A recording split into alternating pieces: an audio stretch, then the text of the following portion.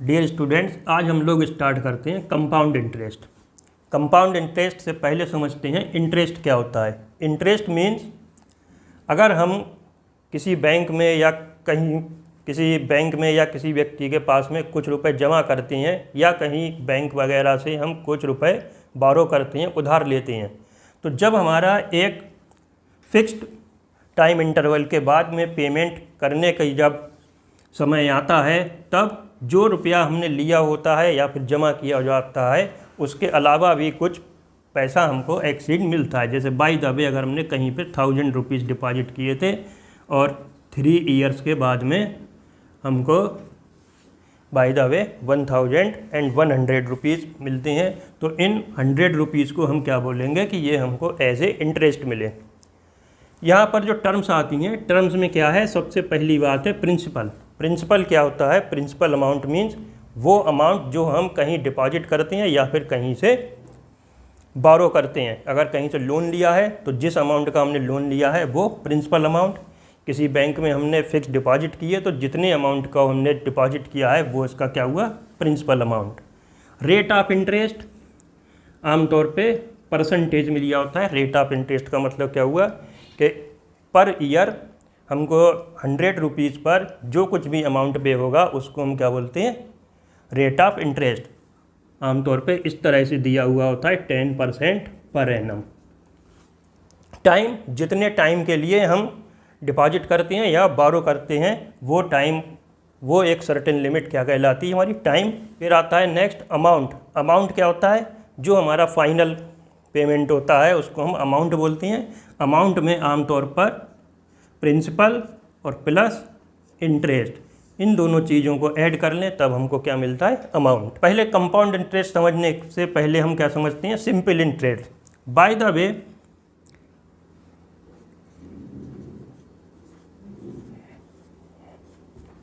कहीं से 1000 रुपीज़ हमने बारो किए हैं। Rate of interest 10% per annum and time is 2 years. तो जो सिंपल इंटरेस्ट है, फार्मूला पुराना पता है सबको, PRT/100,000 पर हम जरा 1 ईयर का इंटरेस्ट कैलकुलेट करते हैं। ये आया ₹100। तो सिंपल इंटरेस्ट क्या होगा? फर्स्ट ईयर का भी 100 रुपीज़ और सेकेंड ईयर के लिए भी 100 रुपीज़ ही।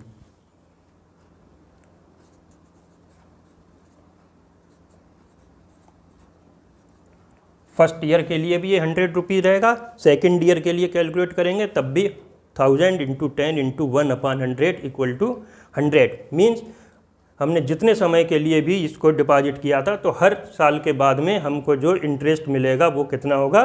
फिक्स होगा 100। अब कंपाउंड इंटरेस्ट इसी केस में लेते हैं, तो यहाँ पर कंपाउंड इंटरेस्ट क्या होता है कि compound interest for first year के लिए तो कंपाउंड इंटरेस्ट वही रहा 1000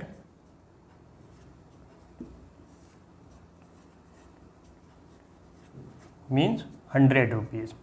अब नेक्स्ट ईयर के लिए कंपाउंड इंटरेस्ट के केस में प्रिंसिपल क्या हो जाएगा?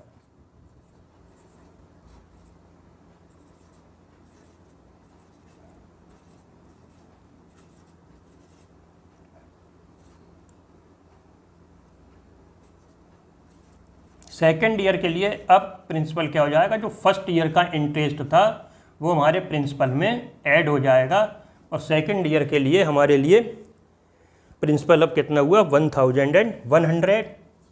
और कंपाउंड इंटरेस्ट अगर हम निकालेंगे सेकेंड ईयर के लिए,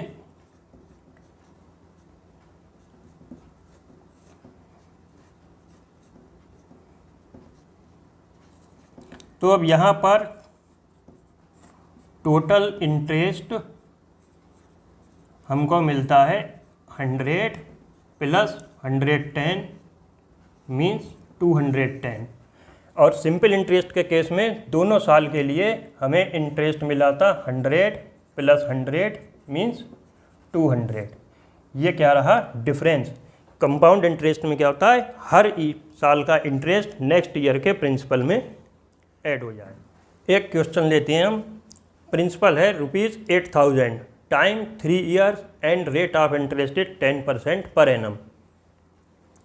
इसका हमने कंपाउंड इंटरेस्ट कैलकुलेट करना है। पहले तो हम कैलकुलेट करते हैं interest for the first year.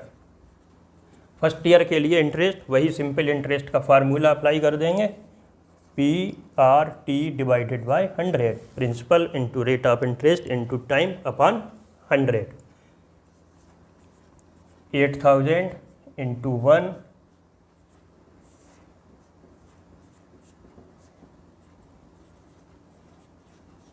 800। अब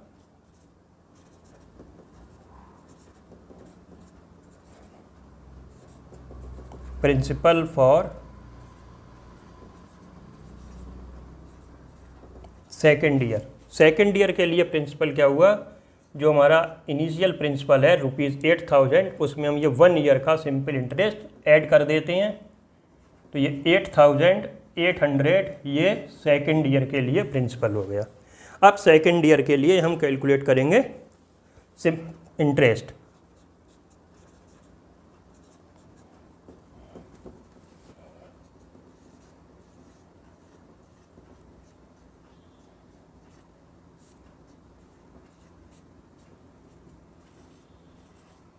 ₹880। अब principal for third year.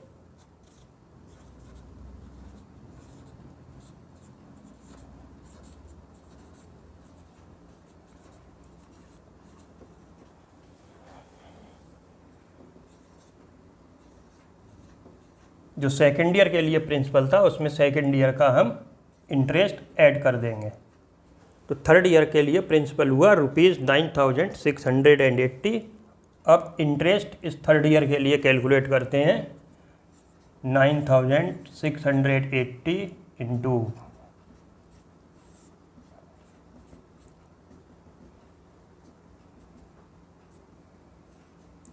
968 rupees. अब टोटल अमाउंट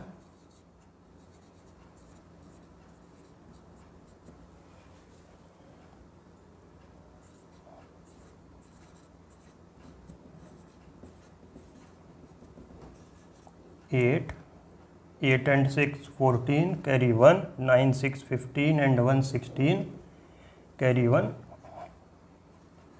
10,648। ये तो हुआ टोटल अमाउंट। और कंपाउंड इंटरेस्ट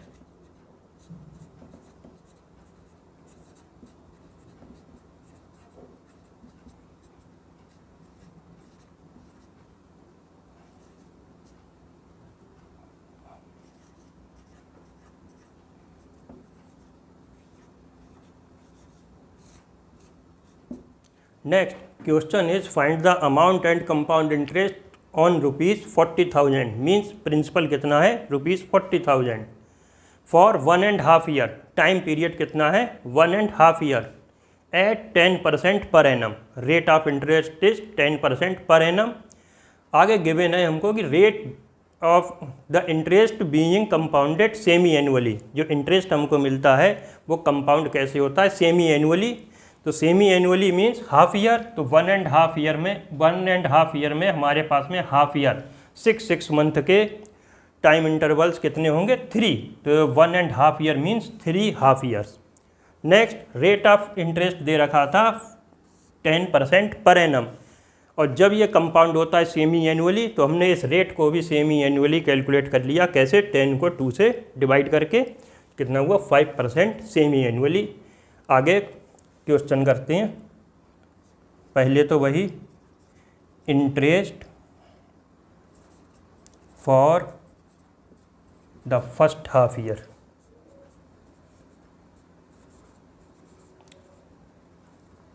जो फर्स्ट 6 मंथ हैं उनके लिए rate of interest 40,000 rate 5 upon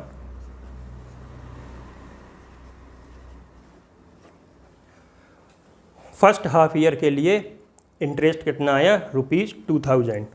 now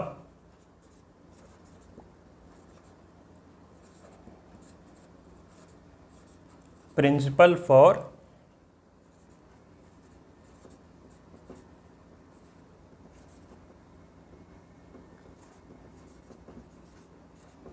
second half year.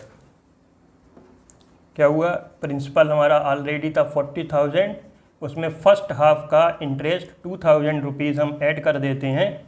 Now principal is ₹42,000।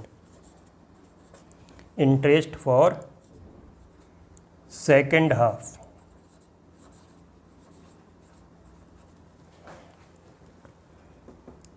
it will be 42,000 principal, rate of interest 5 time 1,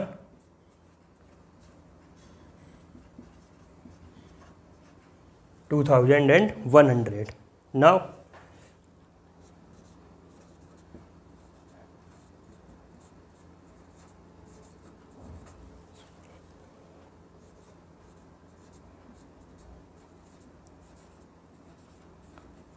third half year के लिए प्रिंसिपल क्या हुआ, 42,000 में ये 2,100 ऐड कर देते हैं।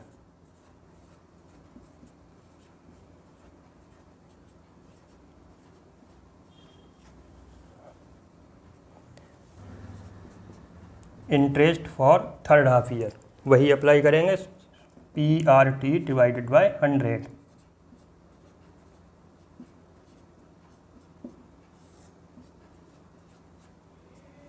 मल्टीप्लाई करते हैं, 5 × 5, 5 × 4 = 20, 20 × 22।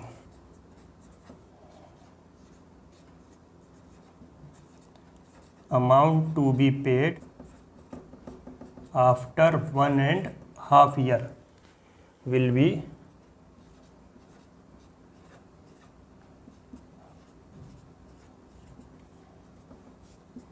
$46,305 and compound interest is 46,305। ये तो टोटल अमाउंट हो रहा है। इनिशियल हमारा प्रिंसिपल कितना था, 40,000, exceed money is interest that is ₹6,305।